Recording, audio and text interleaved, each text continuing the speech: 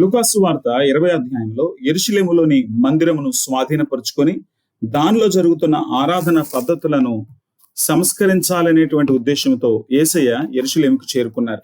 లూకాసు వార్త 20 అధ్యాయం 1 నుంచి 21 అధ్యాయం 37 వరకు కనబడుతున్నటువంటి పెద్ద పాఠ్యభాగంలో ఒకనాడు యేసుక్రీస్తు ప్రభు దేవాలయంలో బోధిస్తుండగా ఆయన వ్యతిరేకించేవారు అధికమయ్యారు.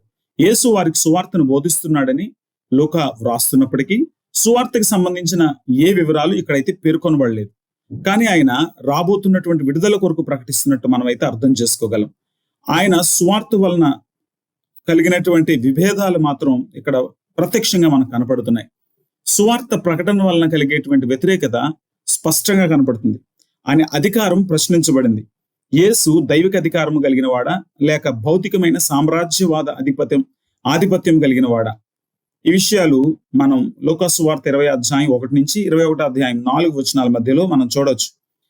కాబట్టి లూకా ఇక్కడ వివరిస్తున్నటువంటి విషయాలను గనక మనం ఆలోచన చేస్తే యేసుక్రీస్తు కలిగినటువంటి అధికారం దేవుని నుండి కలిగినది గనుక ప్రజల పట్ల దేవుడు కలిగిన చిత్తాన్ని స్పష్టంగా తెలియజేస్తుందని, యెరూషలేము పట్ల అమానుషంగా ప్రవర్తిస్తున్నారు లేక యెరూషలేముపై ఆధిపత్యం చలాయిస్తున్నటువంటి వారు దేవుని చేత అనుగ్రహించబడిన అధికారులు కాదని, వారు దేవుని మందిరంపై చలాయిస్తున్న అధికారం, ఆధిపత్యం, అనుభవిస్తున్న పదవులు దేవునికి ఆమోదయోగ్యమైనవి కావని తెలియచేయడం యేసుక్రీస్తు ప్రభు వారి ఉద్దేశంగా కనపడుతుంది. యెరూషలేములోని మందిరమును స్వాధీనపరుచుకుని దానిలో జరుగుతున్న ఆరాధన పద్ధతులను సంస్కరించాలనే ఉద్దేశంతో యేసయ్య యెరూషలేమునకు చేరుకున్నాడు. దాన్ని సంస్కరించే పనిలో భాగంగా ఆయన సువార్తను ప్రకటిస్తూ ఉంటున్నాడు. వారు దేవునికి లెక్క అప్పచెప్పవలసింది అనే విషయాన్ని కూడా వాళ్ళకి ఘంటాపథంగా తెలియజేస్తున్నాడు. లూకాసు వార్త 20 అధ్యాయం 9 నుంచి 19 వచనాలు మనం చదివినప్పుడు ఆయన వారితో మాట్లాడుతున్నాడు. ద్రాక్ష తోట గురించి తెలియజేస్తున్నాడు. ద్రాక్ష తోటను ఒక వ్యక్తి గుత్తకిచ్చి తర్వాత విదేశాలు వెళ్ళిపోవడం, పంటకాలమందు తన పంటను తనకిమ్మని అతడు తన యొక్క పనివాళ్ళను పంపితే ఆ కాపులు వారిని కొట్టడం, ఆ తర్వాత నా కుమారుని పంపిస్తే ఒకవేళ వాళ్ళు నా కుమారుడికి జవాబు చెప్తారు అనుకుంటే వారు ఆ కుమారుని చంపేయడం, ఇవన్నీ యేసుప్రభు వారు తెలియజేస్తూ అక్కడ ఉన్న మత నాయకులు లేక రాజకీయ నాయకులు దేవునికి లెక్క అప్పచెప్పవలసినటువంటి వారుగా ఉన్నారు. కానీ వారు దేవునికి లెక్క అప్పచెప్పకుండా వారు దేవుని కుమారుని కూడా చంపడానికి ప్రయత్నం చేస్తున్నారు అన్న విషయాన్ని అక్కడ తెలియజేస్తున్నాడు. ఇక మూడవది ఆయన మరొక విషయం కూడా తెలియజేస్తున్నాడు. 20 అధ్యాయం 45 వచనం నుండి 21 అధ్యాయం 4 వచనం వరకు వాళ్ళ బాహ్యమైన భక్తి ప్రదర్శనను ఆయన విమర్శిస్తున్నాడు. వాళ్ళ బాహ్యమైన భక్తి ప్రవర్తన, వాళ్ళు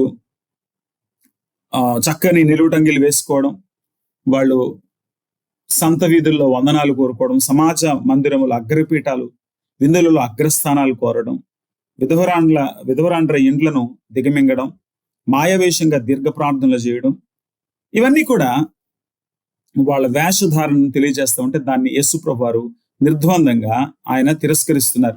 లేక ఇటువంటి వాళ్లపైన దేవుని శిక్ష వస్తుంది, వారు మరి విశేషముగా శిక్ష పొందుదురని తన శిష్యులతో చెప్పాను.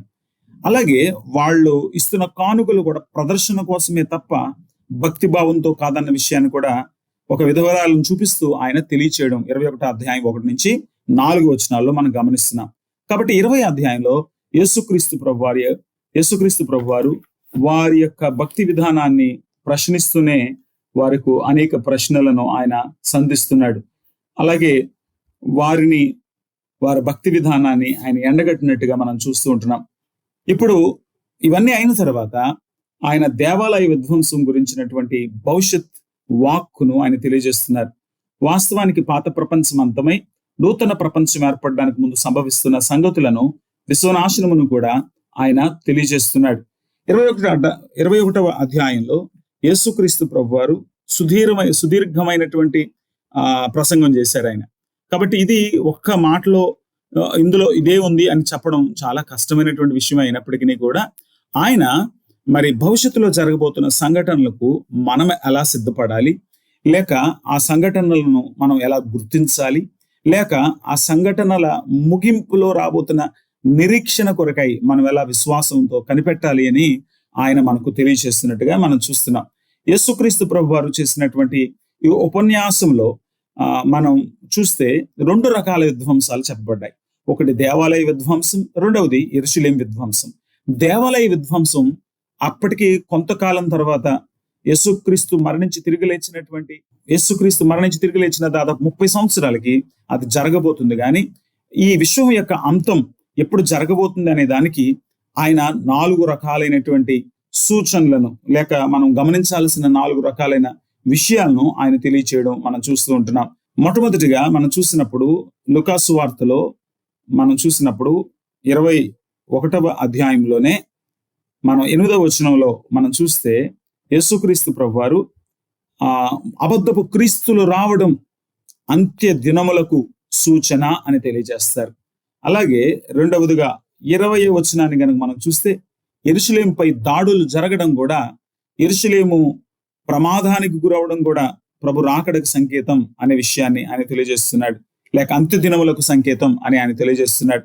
ఆ తర్వాత 21వ అధ్యాయం 25 నుండి 26 లేక 28 వచనాల వరకు మనం చూసినప్పుడు ఆకాశమందు జరుగుతున్నటువంటి వింతైనటువంటి విషయాలు, లేక ఆకాశమందు కనబడే సూచనలు కూడా ప్రభు రాకడకు, లేక మనం చూడాలి అంటే ఈ విశ్వాంతానికి అవి సూచనలుగా ఉన్నాయని ఆయన తెలియజేస్తున్నాడు. కాబట్టి ఆయన ఏమంటాడంటే, ఒక చెట్టు చిగురించేటప్పుడు వసంతకాలం వచ్చింది అని మనం అలా తెలుసుకుంటాము. ఈ సంఘటనలన్నీ జరుగుతున్నప్పుడు, ఈ సంఘటనలు ఏమిటా సంఘటనలు వరుసగా మళ్ళీ 9-10 వచనాల్లో మనం చూస్తే యుద్ధములు, కలహములు, సంఘర్షణలు. ఈవేళ మనం ఎన్నో సంఘర్షణలు చూస్తున్నాం. మత సంఘర్షణలు, ప్రాంత సంఘర్షణలు, దేశ సంఘర్షణలు మనం చూస్తుంటున్నాం. అలాగే ప్రకృతి వైపరీత్యాలు 11వ వచనంలో భూకంపాలు, ఆ తర్వాత రకరకాల కరువులు, భయోత్పాతాలు కలగడం, అలాగే వింత వ్యాధులు ప్రబలడం, తెగుళ్ళు అనే పదాన్ని 11వ వచనంలో చూస్తున్నాం. ఆకాశంలో వింత సంభవాల గురించి చెప్తున్నాడు 11వ వచనంలో. ఆకాశం నుండి మహా భయోత్పాతములు, గొప్ప సూచనలు పుట్టును. కాబట్టి ఇవన్నీ ఇప్పుడు జరుగుతూనే ఉన్నాయి. మనం నాసా వాళ్ళు రిలీజ్ చేస్తున్నటువంటి డేటాను పరిశీలన చేస్తున్నప్పుడు పైన విశ్వంలో ఎంత విచిత్రమైన సంఘటనలు, ఆ మధ్యన ఒక ఉల్క వచ్చి భూమి మీద పడిపోతుందని చాలా భయపెట్టారు. సో ఎప్పుడు ఏం జరగబోతుందో తెలియనటువంటి పరిస్థితుల పరిణామంలో మనం ఉన్నామని మనం అర్థం చేసుకోవాలి. అలాగే అంతు చిక్కని వ్యాధులు, కొత్త వ్యాధులు 2024లో 2019 నుండి కోవిడ్ ఏ విధంగా విజృంభించిందో, తన తడాక చూపించిందో మనం చూస్తూ ఉంటున్నాం. ఇవాళ విస్తారంగా ఓ ప్రక్కన పంటలు పండుతున్నా, మరో ప్రక్కన చాలా దారుణమైనటువంటి కరువు కాటకాలు అల్లాడిస్తున్నట్లుగా, ఆర్థిక సంక్షోభం అనేక జీవితాలను హరిస్తున్నట్లుగా కూడా మనం చూస్తూ ఉంటున్నాం. కాబట్టి ఇవన్నీ యేసుక్రీస్తు ప్రభు వారు 21వ అధ్యాయంలో తెలియజేస్తున్నాడు. యెరూషలేము విధ్వంసం గురించి తెలియజేస్తున్నాడు ఆయన. అలాగే రానున్నటువంటి అంత్య కాలముల గురించి కూడా తెలియజేస్తున్నాడు. కాబట్టి ఇవన్నీ సమీపం అవుతున్నప్పుడు 12వ వచనాన్ని గమనిస్తే, ఇవన్నీ జరగక మునుపు ప్రభు రాకడ జరగదు. ఇవన్నీ సమీపిస్తున్నప్పుడు మన విడుదల సమీపిస్తుందని, మన ప్రభువారు రాబోతున్నారని మనం గమనించాలి. కాబట్టి మనం ఎటువంటి సామాజికమైనటువంటి పరిస్థితులు ఎదుర్కొంటాం. యేసుక్రీస్తు ప్రభువారు తన శిష్యులు ఎదుర్కోబోతున్నటువంటి శ్రమల గురించి తెలియజేశారు. 21వ అధ్యాయంలో కూడా ఆయన 21వ అధ్యాయంలో తన శిష్యులు ఎదుర్కోబోతున్న శ్రమల గురించి తెలియజేశారు. అవన్నీ కూడా మనం చూస్తూ ఉంటున్నాము. అలాగే యెరూషలేము విధ్వంసం గురించి తెలియజేశారు. అన్వేషణలో కాలం గురించి 20 నుంచి 24 వచనాల్లో తెలియజేశారు. కాబట్టి ఇవన్నీ కూడా జరగబోతున్నాయి కనుక మరి మనం ఎలా జీవించాలి? ప్రవచనాలు ఖచ్చితంగా నెరవేరుతాయి. యేసుక్రీస్తు వస్తాడనే ప్రవచనాలు నెరవేరాయి, ఆయన వచ్చాడు, ఆయన తిరిగి రాబోతున్నాడనే ప్రవచనాలు కూడా నెరవేరబోతున్నాయి కనుక మనం ఎలా జాగ్రత్త వహించాలి అనేది మనం చూసుకోవాలి. మనం చూసినప్పుడు 8వ వచనంలో మీరు మోసపోకుండా చూసుకోండి అన్నాడు. అవును, మనం మోసపోయేటువంటి పరిస్థితులు ఏర్పడతాయి, మందమతులమయ్యే పరిస్థితులు ఏర్పడతాయి. 34వ వచనంలో మోసపోయే పరిస్థితులు ఏర్పడతాయి, మందమతులమయ్యేటువంటి పరిస్థితులు ఏర్పడతాయి. కాబట్టి మనం చాలా జాగ్రత్తగా ఉండాలి. విశ్వాసాన్ని కాపాడుకోవాలి, ఓర్పును కాపాడుకోవాలి. 19వ వచనం, అప్పుడే మనం ప్రభువుని ఎదుర్కోవడానికి సిద్ధమవగలుగుతాం. ప్రార్థనలో 36వ వచనం, ప్రార్థనలో ఏమాత్రం తగ్గినా కూడా శక్తిహీనం అయిపోతాం. మనుష్య కుమారుని ఎదుట నిలబట్టుకు శక్తి గలవారు అన్నట్టు. నీకు దేవుడు తన శక్తిని ప్రసాదించి నిలబెట్టాలంటే ప్రార్థన అనివార్యం. మెలకువ 36వ వచనంలో మెలకువ కలిగి ఉండడానికి కూడా ప్రార్థన అనివార్యం.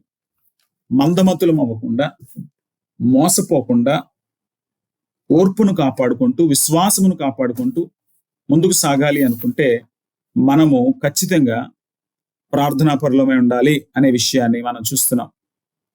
కాబట్టి 8 నుంచి 11 వచనాల్లో చెప్పబడినటువంటి ప్రకృతి వైపరీత్యాలే కానివ్వండి, 12 నుంచి 19 వచనాల్లో చెప్పబడుతున్నటువంటి శ్రమలే కానివ్వండి, అంటే దేవుని బిడ్డలకు సంభవించబోతున్న శ్రమలే కానివ్వండి, ఇవన్నీ కూడా దేవుని కొరకు సాక్ష్యం ఇచ్చే విషయంలో, మనము మన విశ్వాసాన్ని ప్రకటించే విషయంలో, పౌరుషంగా దేవుని కొరకు నిలబడే విషయంలో ఎక్కడా కూడా మనల్ని వెనక లాగడానికి వీల్లేదు. 12 నుంచి 13 వచనాల్లో ఈ విషయాలు యేసుప్రభువు వారు తెలియజేస్తున్నారు.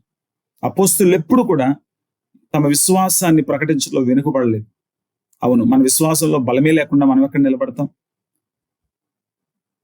ప్రభుని ఆరాధించుకోవద్దు అని అంటేనే ప్రార్థన మానేసే పరిస్థితులు వస్తే, బైబిల్ పట్టుకొని తిరగొద్దు అంటేనే బైబిల్ని వదిలేసే పరిస్థితి వస్తే, ప్రధానంగా ఉన్నటువంటి మతాన్ని మీరు అవలంబించకపోతే చంపేస్తామనే బెదిరింపులు వస్తే, దాన్ని కూడా ఎదిరించలేని దుస్థితిలో మనం ఉంటే మనం ఎలా తప్పించుకుంటాం?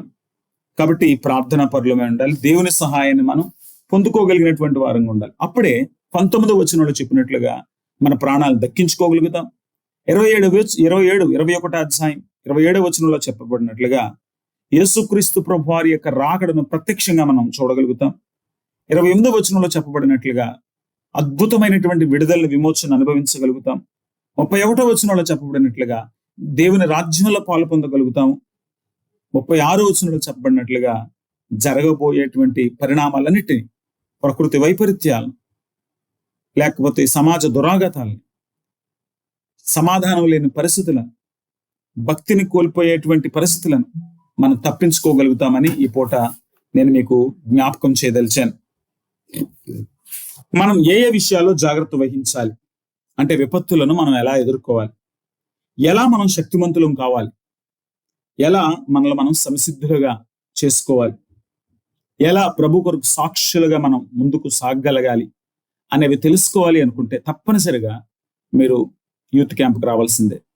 యూత్ క్యాంప్కి వచ్చి యూత్ క్యాంప్లో పాలు పొందాల్సిందే. మే నెల 5 నుండి 9 వరకు జరగబోతున్న యూత్ క్యాంప్లో పాలు పొందండి. దేవుని వాక్యాన్ని తెలుసుకోండి. అంత్య దినముల వరకు మిమ్మల్ని మీరు సిద్ధపరచుకోండి. మీకు ఆల్రెడీ వాక్యం తెలుసుంటే రండి, మనం కలిసి దేవుని వాక్యంలో మరింతగా మనం లోతుకి ఎదిగే ప్రయత్నం చేద్దాం. మీకు వాక్యం తెలియకపోతే రండి, రానున్నటువంటి పరిస్థితులను వాక్యపు వెలుగులో అర్థం చేసుకొని వాటి కొరకు సిద్ధమవుదాం. ఒకవేళ మీకు అన్నీ తెలుసు, మీరు ప్రార్థనా పరులు అయితే రండి, కలిసి ప్రార్థన చేసి అనేక మంది యవనస్తులను, అనేక మంది ప్రజలను ప్రభు కొరకు సంపాదించడం. కాబట్టి మీరు ఏ స్థితిలో ఉన్నా ఈ క్యాంపుకి నేను ఆహ్వానం పలుకుతున్నాను. మీరు ఏ వయసు వారైనా కూడా రావచ్చు. చిన్నపిల్లలకి కార్యక్రమాలు జరుగుతున్నాయి, పెద్దవాళ్ళకి కార్యక్రమాలు జరుగుతాయి, ఎవరి సెషన్స్ వాళ్ళకు ఉంటాయి.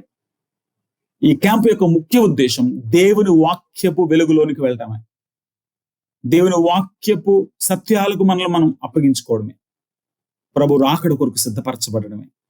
ప్రభుకు వందనాలు. దేవుడు తన గుణాతిశయములను బట్టి అత్యధికములను అమూలమైన వాగ్దానాలు మనకి ఇచ్చాడు. దేవునికి వందనాలు. ప్రార్థించే వాళ్ళని తన శక్తితో నింపడానికి ఆయన సిద్ధంగా ఉన్నాడు. దేవుడికి వందనాలు. మనల్ని విడువను ఎడబాయనని సెలవిచ్చినటువంటి దేవుడు మనతో ఉన్నాడు. మనం పూజించే దేవుడు చచ్చిపోయిన దేవుడు కాదు, సజీవుడైనటువంటి దేవుడు, సహాయం చేసే దేవుడు,